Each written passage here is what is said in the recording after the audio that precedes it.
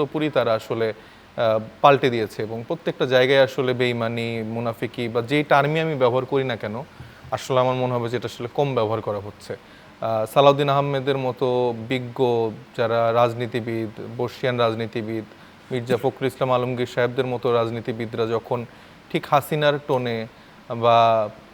ওবায়দুল কাদেরদের টোনে আসলে ইকো করে বা তাদের ফরম্যাটটাই তারা আসলে আপন করে নেয়, আসলে এখন তখন মানে আমাদের কাছে মনে হচ্ছে তারা হয়তো মুখোশ পড়েছিল বা ওই ওবায়দুল কাদের, শেখ হাসিনা এরাই হয়তো বা এখনও আছে, জাস্ট এই বিরোধী দলের বা যাদের উপর জুলুম করা হয়েছে তাদের মুখোশ পরে এখন সামনে আমাদের আছে। তো এই তো তার মানে পরিবর্তন হয়নি, আপনি সেটা বলছেন কোনো ধরনের না, বা আমি আমি আমি বলছি না, মানে আপনি বলেন কি পরিবর্তন হয়েছে।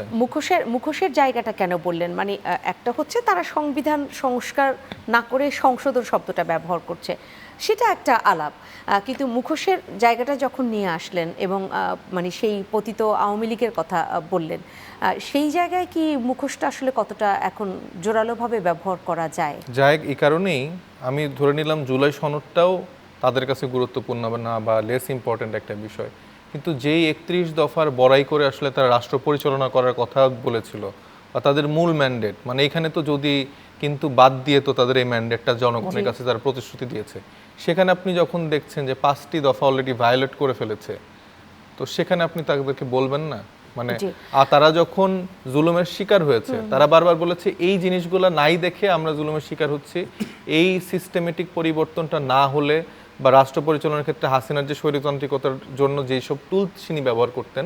এই 31 দফার আলোকে বা আমরা তো জুলাই সনদটাকেই সব থেকে বেশি টপ প্রায়োরিটি, তারপর আমি ধরে নিলাম আমি এই জায়গায় ছাড় দিতে চাই, আমি চাই যে তারা তাদের 31 দফাটাই বাস্তবায়ন করুক, সেই জায়গাটাও যখন তারা ভায়োলেট করছে, তো সেখানে আমি শেখ হাসিনা কেন, এর থেকেও যদি বাজে কোনো এক্সাম্পল থাকে তার সাথে আমি তুলনা করতে চাই। তাহলে রাজনীতিতে এই সময়টাকে শরীফুজ্জামান শরীফ যেমন বন্ধা বললেন, আপনি আবার যেভাবে আপনার বক্তব্য উপস্থাপন করলেন, তাতে আসলে এটা খুব বেশি সুস্পষ্ট যে রাজনীতিতে এই সময়টা 5 আগস্টের আগের সময়ের মতোই অনেকটা, খুব বেশি পার্থক্য নেই। মানে ওই দিকটাই যাচ্ছে। ধরেন যে 2007-এর পর আওয়ামী লীগ যখন ক্ষমতায় আসলো, ডিজিটাল বাংলাদেশের যে রূপরেখা বা বাংলাদেশের মানুষকে যে একটা আশা দেখানো হলো, সে প্রথম 3 মাস 4 মাস আস্তে আস্তে যেভাবে বাড়তে থাকে, মানে ওই শুরুটা, মানে আমরা আসলে